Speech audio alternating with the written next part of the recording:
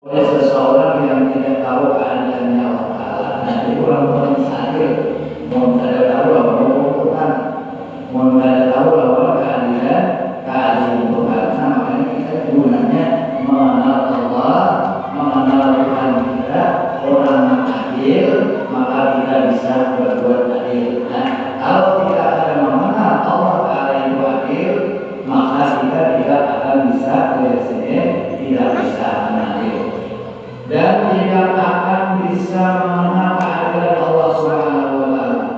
Orang yang tidak mengenal perbuatan Allah Subhanahu wa Ta'ala. Nah, itu yang misalnya jelas di dalam kitab ini menjadi sedih. Nah, artinya tidak akan bisa mengenal keadilan Allah Subhanahu wa Ta'ala orang yang tidak mengenal perbuatan Allah Subhanahu wa Ta'ala. Dan dia tidak bisa mengenal, ada bisa adil kalau kita ada mengenal bahwa nama Tuhan yang bersifat adil dan tidak.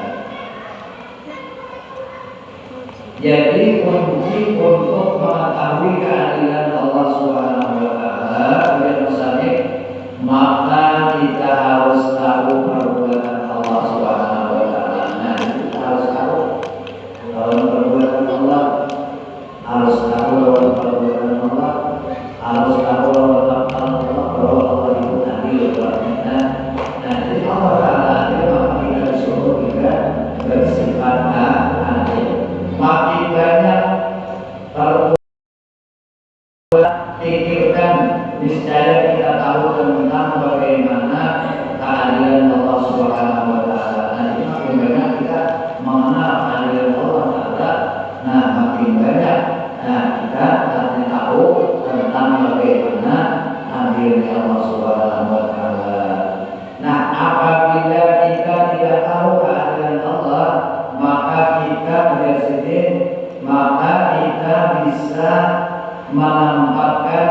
menampakkan dan meyakinkan bahwa Allah Subhanahu wa Ta'ala Maha Adil. Firman Allah Subhanahu wa Ta'ala, "Alladzi khalaqa sab'a samawati tibaqa ma taraka fi khalqir rahmani min tafawuti fardil basara al-talaq min qurur." Yang artinya dialah yang telah menciptakan ujung langit yang berlapis-lapis. Nah, jadi Allah Ta'ala menciptakan 7 lapis langit yang berlapis-lapis. Engkau sekali-kali tidak melihat pada ciptaan Tuhan yang maha pembuat sesuai yang tidak seimbang atau tidak adil. Maka lihatlah berulang-ulang, adakah engkau lihat sesuatu yang tidak adil? Dan itu kita melihat rasa terlepas kita, yang rasa adil kita ulangi keadilan Tuhan. Insya Allah kita akan melihat keadilan Allah Subhanahu wa Ta'ala. Nah, jadi diulang-ulang melihat, jangan melihat sekali, jangan melihat jadinya aja.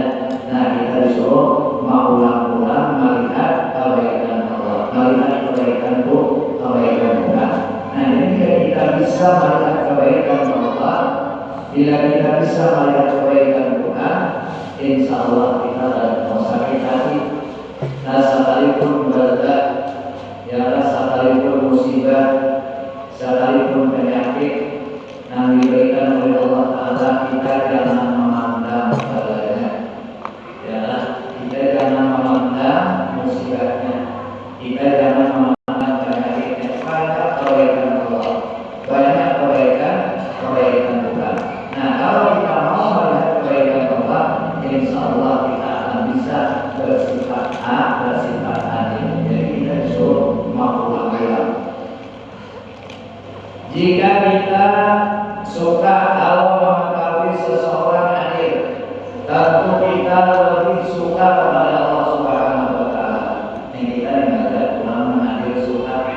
Nah, lebih suka kita melihat kelebihan keadilan Allah Subhanahu wa Ta'ala. Karena orang itu tidak bisa adil kalau tidak bisa melihat keadilan Allah, dan tidak bisa melihat kebaikan Allah. Melihat kebaikan Allah, melihat kebaikan Allah, melihat keadilan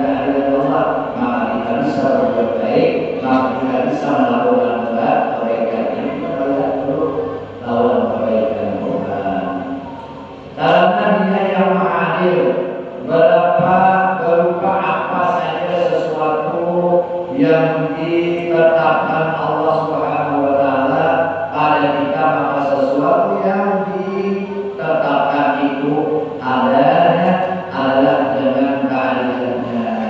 Nah, jika apapun yang sudah ditetapkan Allah, yang sudah ditentukan oleh Allah taala, maka itu adalah bersifat adil.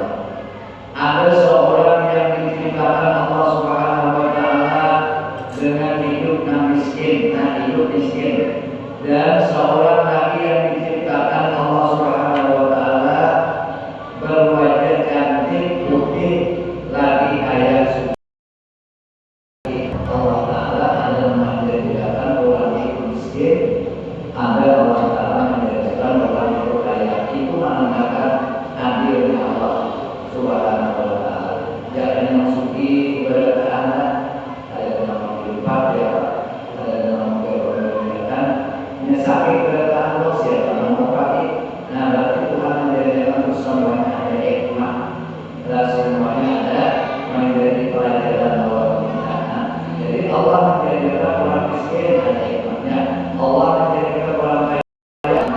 Kalau kita lihat perbedaan dua orang ini, seolah Allah Taala tidak adil pada ciptaannya. Nah, jadi mungkin ada secara yakinnya karena saat lintas ini ya melihat Allah yang menjadikan ada orang miskin, ada orang kaya. Berarti Allah Taala ada adil. Nah, saya aja Nah, tetapi Al-Quran disebutkan fardil basara. Nah, artinya orang-oranglah penglihatan engkau. Usul Allah memikirkan kita memakan. Ada orang miskin yang menjadikan Allah. Ada orang suci. Nah, ada orang yang baik rupa, ada yang baik rupa Allah Taala kan. Yang Allah Taala menjadikan. Dan jika kita belum melihat juga keadaan Allah Subhanahu wa taala, sumarti basara kepada Allah taala. Nah, maka ulangilah lagi penglihatan engkau lagi kita lihat Tuhan. Allah Subhanahu wa taala memerintahkan untuk mengulang penglihatan sampai 3 kali. Allah taala menyuruh dengan sumarti basara ulangi kepada Allah taala ulang. Nah, dan yang terakhir diibaratkan dengan summa. Nah, summa itu kalimat summa berarti menciptakan waktu yang panjang. Kemudian artinya waktu yang panjang. Masih niscaya engkau akan melihat kebaikan Tuhan. Nah, kalau kita melihat beberapa musibah, haruslah dapat penyakit, harus tidak kita pada diabus semuanya hikmah.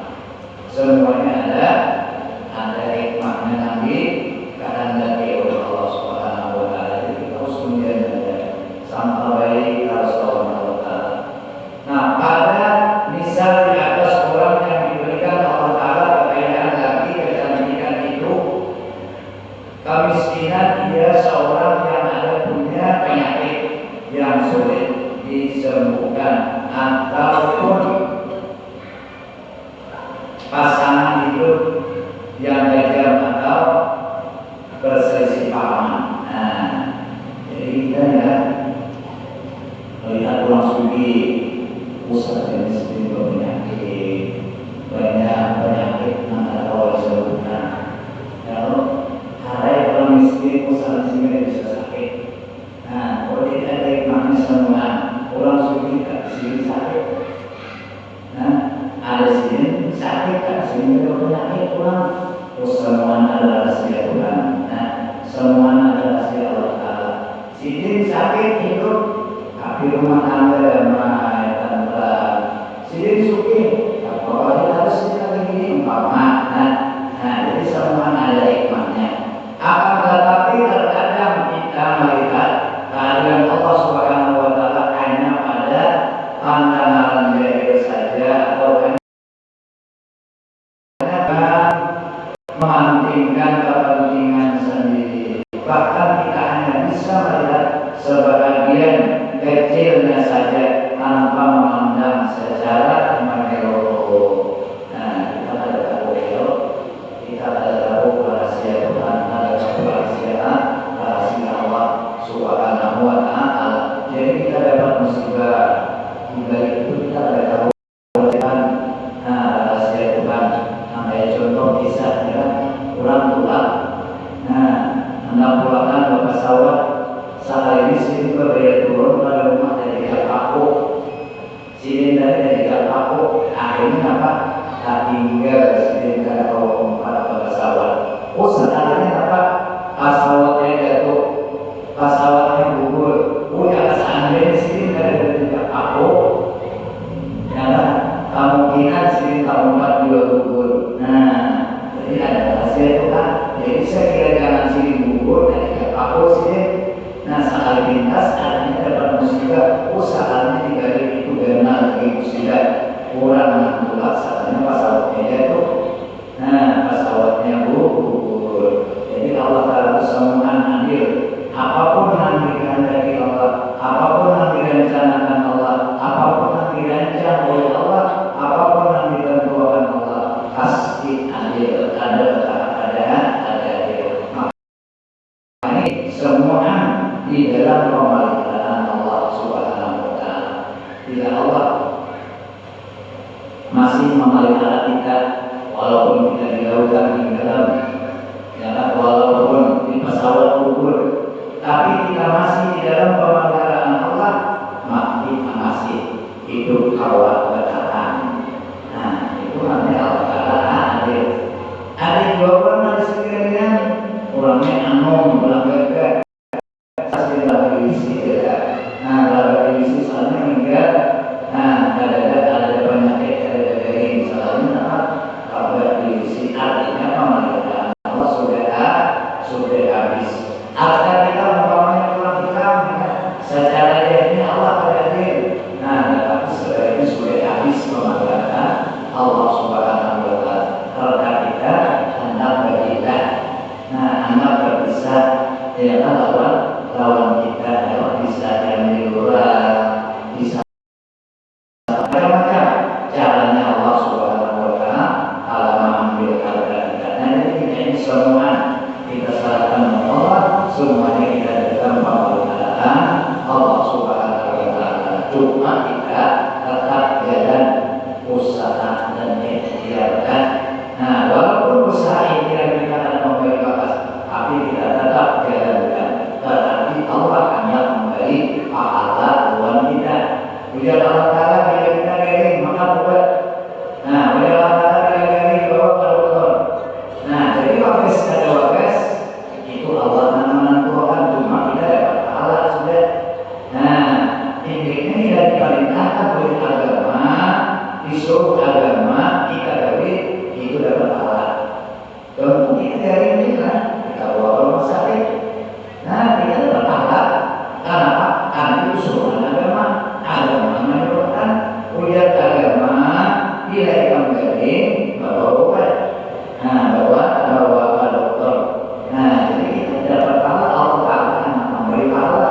Cuma seandainya Allah Ta'ala yang bawa kesehatan, dia dapat dokter. Ya, dia kata dokter kita bawa kesehatan. Mula Allah Ta'ala bawa kesehatan. Dia lagi kata dokter pulang. Nah, Allah Ta'ala akan ambil. Ya, orang suki-suki ya. Orang suki itu tidak hanya tahu kalau di sana logat ya. Pada bayar sendiri. Nah, tahu lagi. Nah, dan orang anggap membawa masih membawa saat di perjalanan meninggal sudah diambil oleh Allah Ta'ala. Nah, jadi katanya sudah habis. Ya, pemeliharaan Allah. Masih banyak rahasia Allah Subhanahu wa Ta'ala yang kita tidak tahu.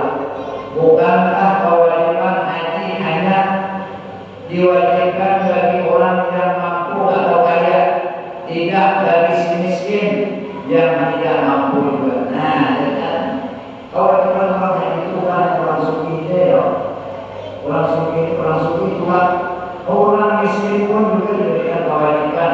Bukankah seseorang yang miskin jika dia tidak sabar, jika dia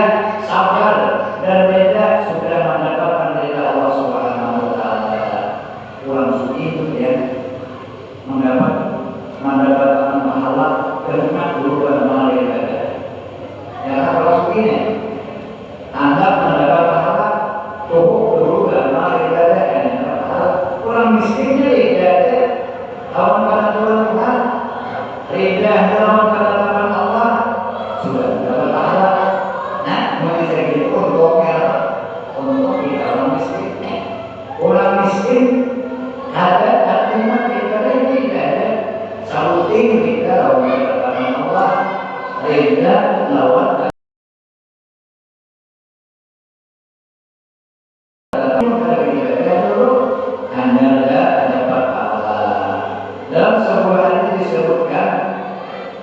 bahwa barang siapa yang berbeda dengan yang sedikit dari rezekinya, maka Allah Ta'ala beda dengan sedikit amalnya. Nah, ini hadis lagi. Barang siapa umumnya beda dengan yang sedikit dari rezekinya, maka Allah Ta'ala beda dengan sedikit amalnya. Ini terjadi kenapa kemarin beda? Nah, akhirnya beda. Nah, Allah Ta'ala yang suka bahasa Allah Ta'ala saik. Nah, ada tapi mahal firman Allah Ta'ala hari itu sudah selalu dirinya Allah Ta'ala. Nah, apa yang mendapatkan pahala? Orang kaya yang beramal belum tentu diterima rezeki. Nah, orang kaya yang bersuci beramal belum tentu tidak diterima. Cuma bersuci itu bisa nggak bisa. Ya kan menggunakan hartanya, menafkahkan hartanya di jalan Allah, di jalan kebaikan. Satu kebaikan yang akan dibalas Allah dengan 10 kali kebaikan. Man ja'a bil hasanati falahu asyru amsalha. Barang siapa yang Allah Ta'ala menafkahkan harta yang kebaikan, satu kebaikan dibalas Allah dengan 10 kali kebaikan. Kurang untuknya, kurang duit, ya, kurang nambah harta. Ini dari ulang, tapi ini lawan harta. Nah, kurang kebaikannya, lawan duit. Ada orang miskin tadi, ini dari agama, kesadaran ada tapi ada, tapi ini ada. Ya kan, lawan ketetapan Allah, lawan ketetapan Tuhan, dapat pahala. Nah, jadi orang suci ini ada berapa? Artinya menginfakkan hartanya, dalam menapakkan hartanya, tidak Allah tidak berbaik. Sekecil apapun, yang pernah kita sumbangkan, sekecil apapun yang pernah kita infakkan, sekecil apapun yang pernah kita berikan, jangan inginkan, karena sedekah di dalam sedekah ada hasil Allah. Jangan di dalam sedekah itu ada tersimpan kasih sayang yang diberikan Allah. Sebagaimana di dalam sebuah riwayat yang terjadi pada waktu itu, ada seorang jemaah wanita yang tersenyum ketika saat dimandikan. Waktu dimandi ini, apa tersenyum bahasa Indonesia apa tahu. Masya Allah. Jenazah wanita itu menurut riwayat dimandikan oleh seorang perempuan yang salihah. Ketika saat dimandikan, jenazah wanita salihah itu berdoa kepada Allah, ya Allah, berikanlah petunjuk kepadaku. Apa rahasia yang bisa membuat orang ini tersenyum ketika saat dimandikan? Lalu malam harinya seorang wanita salihah yang memandikan itu mimpi bertemu dengan seorang jenazah wanita yang tersenyum ketika saat dimandikan. Si wanita yang memandikan itu bertanya kepada si mayat, amalan khusus apa yang engkau kerjakan sehingga engkau bisa tersenyum ketika dimandikan? Ya Allah, saya apa amalan kita? Nah, sehingga kami bisa tersenyum tahu ini waktu aku mandikan. Lalu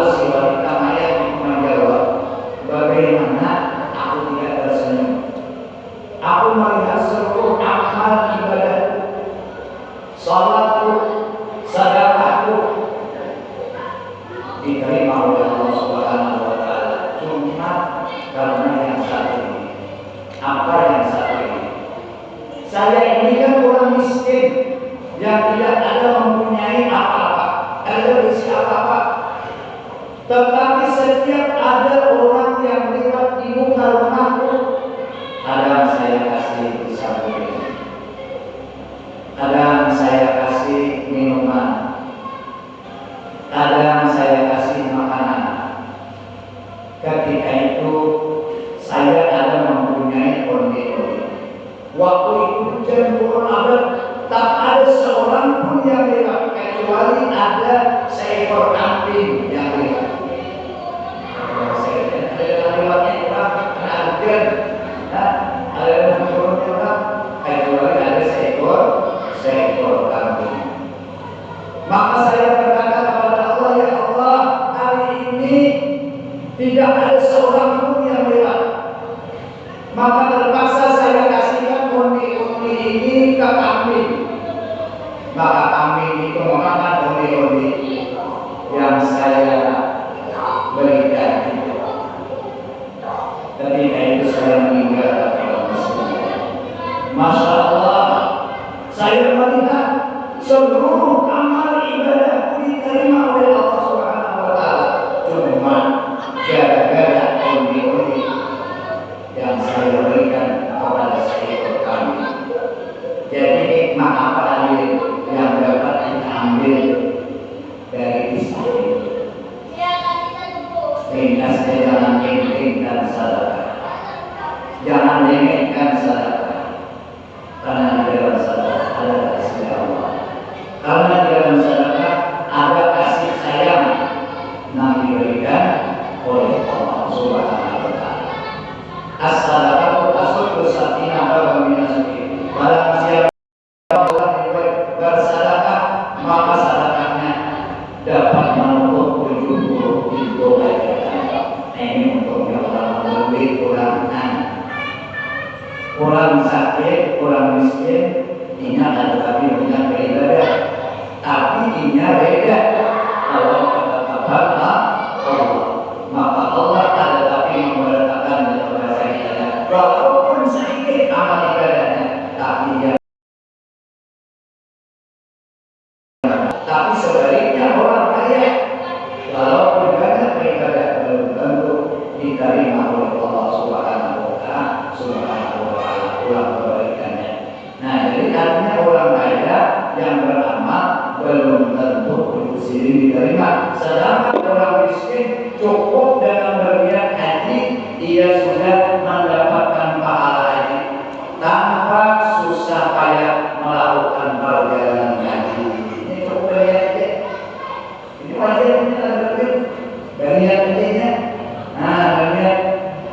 Angkat ya, berniat kebaikannya.